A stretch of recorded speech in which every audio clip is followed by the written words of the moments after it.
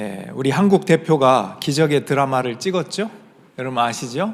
네, 월드컵에서 포르투갈을 2대1로 이겨서 우루과이를 제끼고 우리가 16강에 진출했습니다. 손흥민과 황희찬과 손흥민, 그 절묘한 패스와 통쾌한 슛. 와, 그 순간에 관중들의 목소리, 환호하는 소리, 와! 대단하죠? 자, 손을 한번 들어보세요. 대한민국! 우리 DNA에 그게 있는 것 같아요. 이 박수. 짜잔, 짠짠짠. 저는 이미 이긴 경기를 하이라이트로 보았습니다. 아니, 하이라이트로 보는데도 제가 긴장이 됐을까요? 안 됐을까요? 아니, 이미 이긴 경기예요.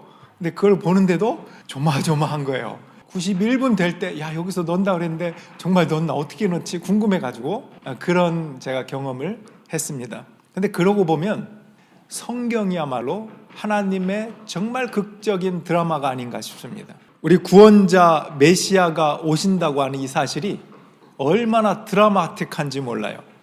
아브라함과 다윗과 여러 선지자들을 통해서 메시아가 오신다는 것을 계속 이야기했어요. 백성들이 깨닫지 못해서 그렇지 언제나 말씀해 주셨습니다. 그리고 역사 속에서 이루는데 그 이루심이 굉장히 기적과 같습니다. 탄생 후에도 십자가와 부활이라든지 성령의 강림이라든지 이런 것들을 통해서 극적으로, 게다가 여러분 개인으로도 보세요. 예수님을 믿기까지 얼마나 많은 과정들이 있었습니까? 때로는 주일날만 왔다 갔다 하는, 그렇게 시작했지 않습니까? 그러다가 말씀을 듣고 깨닫고 묵상하고 기도하고 찬양하고 하다 보니까 하나님의 은혜가 무엇이구나, 내가 정말 죄인이구나 하는 것을 깨달으면서 하나님 앞에 나오지 않습니까? 얼마나 극적입니까? 누군가는 진짜 체험 가운데 극적인 분들도 많아요. 사고라든지 사건이라든지 아픔이라든지 고통이라든지 또 반대로 기쁨이라든지 축복이라든지 엄청난 사건들을 통해서 하나님 앞에 나오기도 합니다. 탄생만으로 보면 아기 예수님을 죽이려는 헤롯의 계략이 있었죠. 그런데 하나님의 보호하심으로 예수님이 살아납니다. 또 세례 요한을 미리 보내셔서 예수님의 길을 준비하게 하십니다. 오늘 내용이 바로 그 장면이잖아요. 우리가 누가복음 1장을 읽었는데 누가복음 1장에는 엘리사벳의 노래, 마리아의 노래, 오늘처럼 사가랴의 노래가 있고요. 2장으로 넘어가면 시므온의 노래, 또 목자들의 노래, 아주 이런 노래들이 있어요. 그래서 누군가가 이 아름다운 찬양시를 곡을 붙여서 만들면 좋겠다는 생각을 갖기도 합니다. 사가랴는 세례 요한의 아버지입니다. 세례 요한의 어머니는 엘리사벳이라고 우리가 영상을 봐서 알고 있지만 가브리엘 천사가 그 성전에 나타납니다. 사가랴에게 나타나서 두려워하지 말라, 주님이 너의 기도를 들어주셨다. 너와 내 아내는 나이가 많지만 너에게 아기가 있을 것이다. 그 아기는 큰 자가 될 것인데 예수님을 맞이할 수 있도록 준비하는 역할을 하게 될 것이다. 이런 예언의 말씀을 합니다. 그 말씀을 듣고 사가랴가 어떻게 했죠? 알겠습니다 하지 않았죠? 아이, 저와 제 아내는 나이가 많습니다 하고 의심했어요. 받아들이질 않았어요. 그때 천사가 징표로 그 아이가 태어날 때까지 너는 말을 못하게 될 것이다. 벙어리가 될 것이다. 이렇게. 실제로 벙어리가 되어서 나오니까 주변에서 갑자기 말을 못하니까 의아하게 생각하는 것입니다. 그렇게 시간이 흘러서 사명자였던 요한이 태어납니다.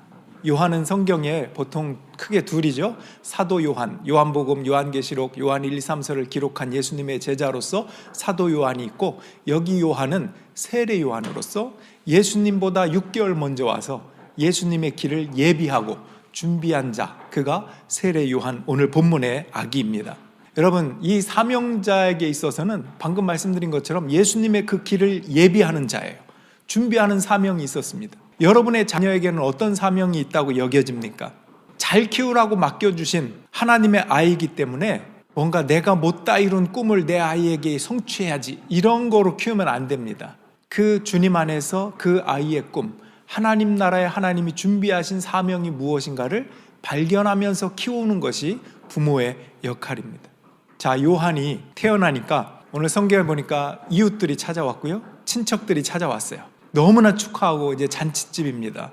8일째 할례를 받는데 할례를 받으면서 이름을 지어줍니다. 그때 이웃과 친척들이 아버지의 이름을 따서 사가랴라고 짓는 게 어떻소? 이렇게 의견을 냅니다. 여러분, 보통 아버지하고 이름이 똑같다는 건 좀 이상하지 않습니까? 그 시대에는 할아버지 이름을 따긴 했어요. 그리고 물론 아버지도 예를 들어 무슨 사가랴 1세, 사가랴 2세 이렇게 할 수도 있죠. 주니어, 그 이름은 같게 할 수도 있어요. 근데 어쨌든 엘리사벳은, 어머니는 그 이름이 마음에 안 들어요. 그래서 아닙니다, 요한이라고 하겠습니다. 그랬더니 이웃과 친족들도 거기서 끝나지 않아요. 당신의 친척 중에 요한이라는 이름이 없잖아, 왜 굳이 요한이라고 지으려고 그래? 이런 의미겠죠. 잔칫집 그 분위기가 썰렁해지는 거예요. 그때 사람들이 그러면 아버지인 사가랴에게 물어보자. 그리고 사가랴한테 손짓을 해요. 손짓을 하면서 어떻게 이름을 지을까 하는 의미죠. 아마 손짓을 한 거 보니까 말만 못하게 한 게 아니라 듣지도 못했던 것 같아요, 이 사가랴가. 근데 손짓으로 하니까 이제 그 알아듣고 서판을 딱 가져와가지고 거기다 이름을 씁니다. 뭐라고 썼죠? 요한. 요한이라고 하는 이름의 뜻이 뭐죠? 하나님은 은혜로우시다. 하나님은 은혜로우셔서 구약시대부터 예언해 주셨던 그 메시아에 대해서 이렇게 일을 이루시고 성취하시고 그 일을 하는데 내 아이를 쓰시는구나. 사명자로서. 또 천사가 그런 은혜로운 이름을 주신 것이죠. 그 순간에 사가랴의 입이 열렸어요. 요한이라고 쓰고 하는 그 순간에 사가랴의 입이 열려서 뭐라고 하죠? 찬송하리로다. 얼마나 답답했을까요? 아마 1년 정도는 되겠죠. 10개월 이상이겠죠. 예언을 받고 말을 못하고 10개월 동안 얼마나 답답했겠습니까?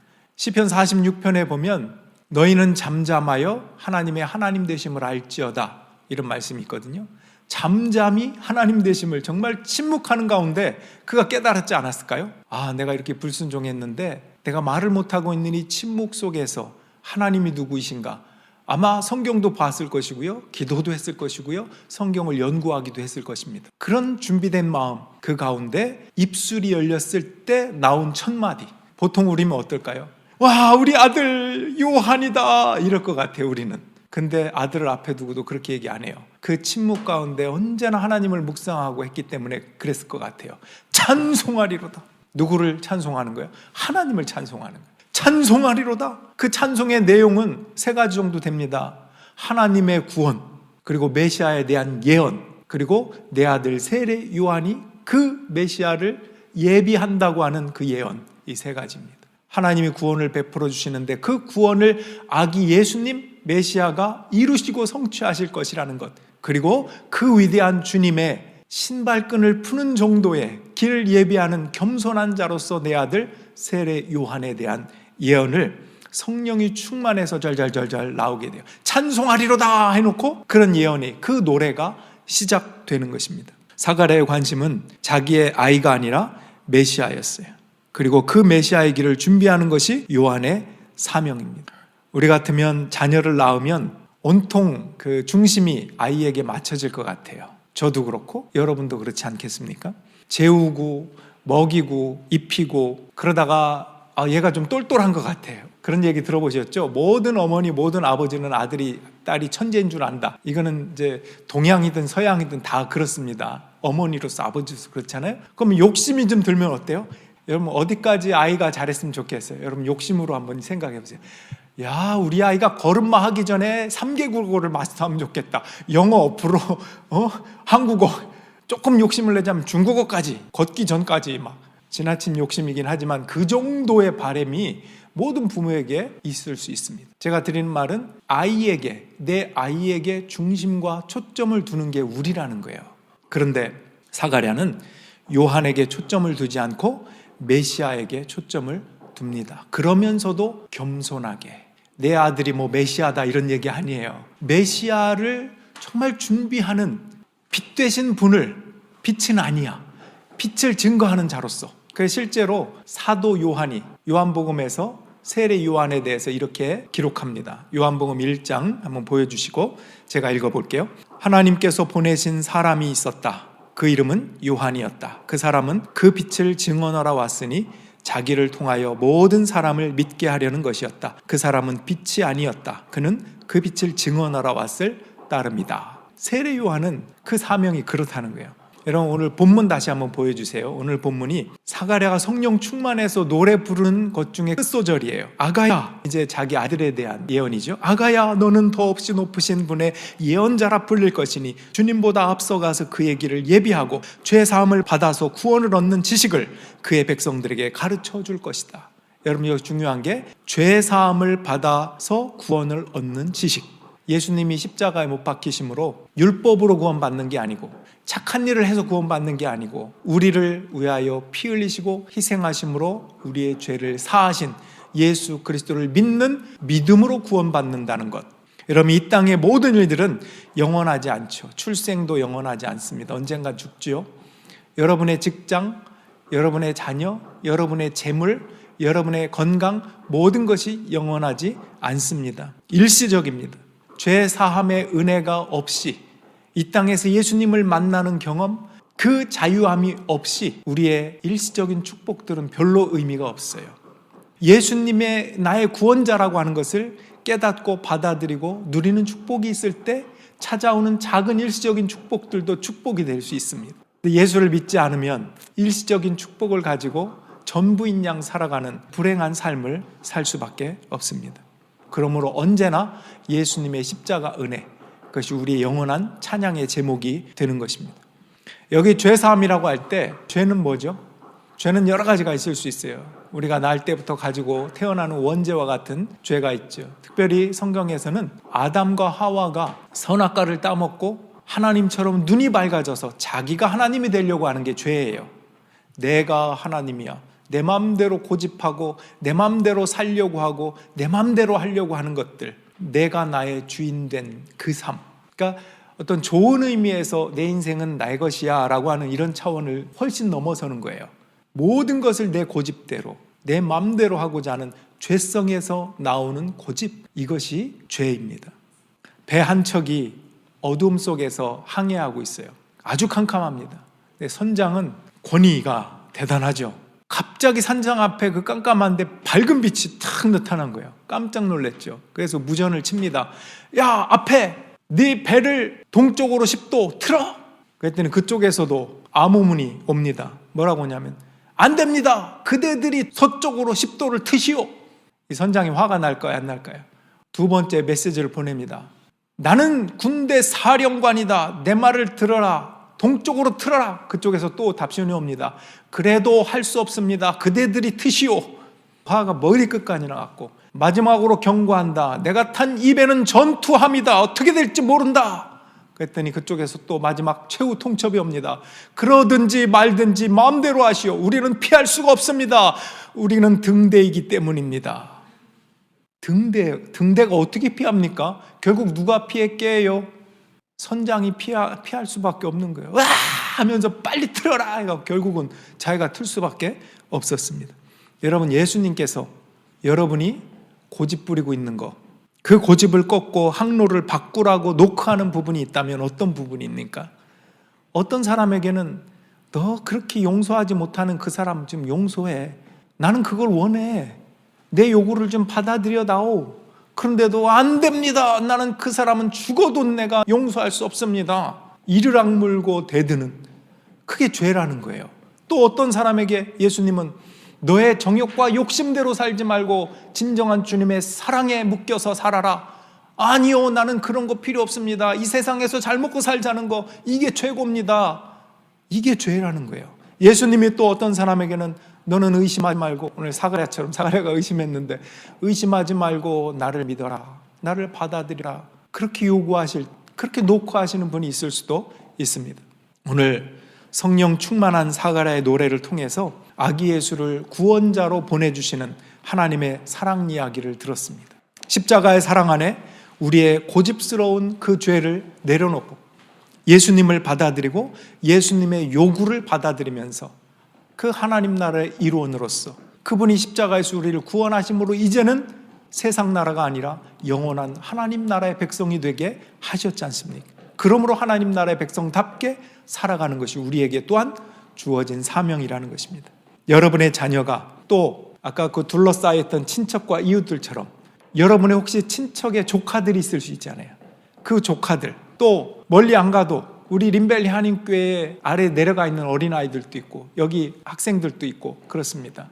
이 아이들이 또 여러분은 또 하나님 나라의 자녀로서 여러분들이 축복과 은혜 가운데 요한처럼 하나님 나라에 선한 영향을 미칠 수 있는, 그것이 비록 예수님의 신발끈 하나 풀기도 어려운 자리라 할지라도 그것으로 인하여 하나님이 드러나신다면, 예수님이 빛이 되시는 것을 드러낼 수 있다면 내가 그 일이라도 감당할 수 있겠습니다. 그 일이라도 나에게는 벅차고 감사합니다.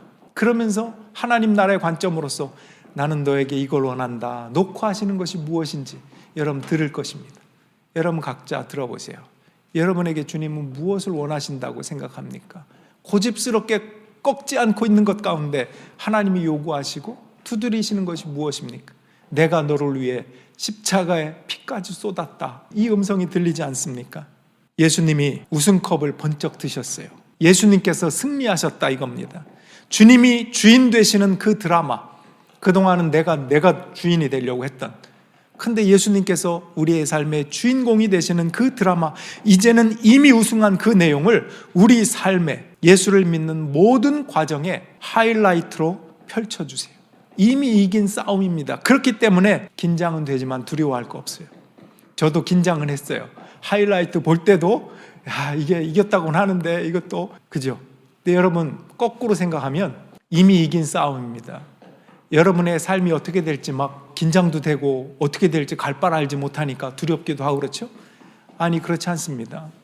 예수님께서 먼저 승리하셔서 우승의 트로피를 들어올리시고 그 하나님 나라의 일원으로서 너희에게도 이 승리가 이미 정해져 있다. 그러니 하이라이트인 줄 알고 남아있는 너의 삶을 살아봐라. 나의 영광을 위하여, 나의 뜻을 위하여. 그렇게 나를 주인 삼고 걸어봐라. 내가 너와 함께 있을게. 임마누엘의 주님이다. 여러분 이 주님이 얼마나 놀랍지 않습니까? 얼마나 드라마틱합니까?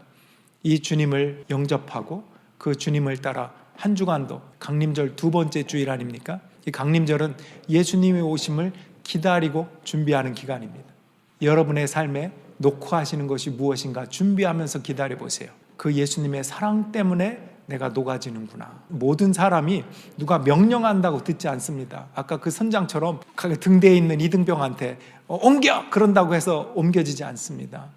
그 명령은 명령으로 끝내. 사람은 강압하고 억압하는 것으로 변하지 않아요. 그 순간은 변한 척 할 수 있겠죠. 무서우니까. 근데 진정으로 그 사람을 변화시키는 것은 예수님의 사랑밖에 없습니다. 그리고 그 예수님의 사랑을 본받는 여러분들이 만나는 주변의 사람들이나 가족들에게 여러분이 예수님의 사랑이 되기를 주님의 이름으로 축원합니다. 그 예수님의 사랑으로 내 자신도 녹아지고 내 옆에 있는 사람도 녹아지고, 하나님은 그렇게 역사하기를 원하세요. 그 마음, 사가랴를 통해서 찬송하리로다 하고 하나님의 그 드라마틱한 구원의 역사를 구약부터 그때까지 쫙 읊으면서 하나님은 이렇게 구원하실 거고 내 아들을 그렇게 일부러 쓰실 거라고 하나님을 높여드리지 않습니까?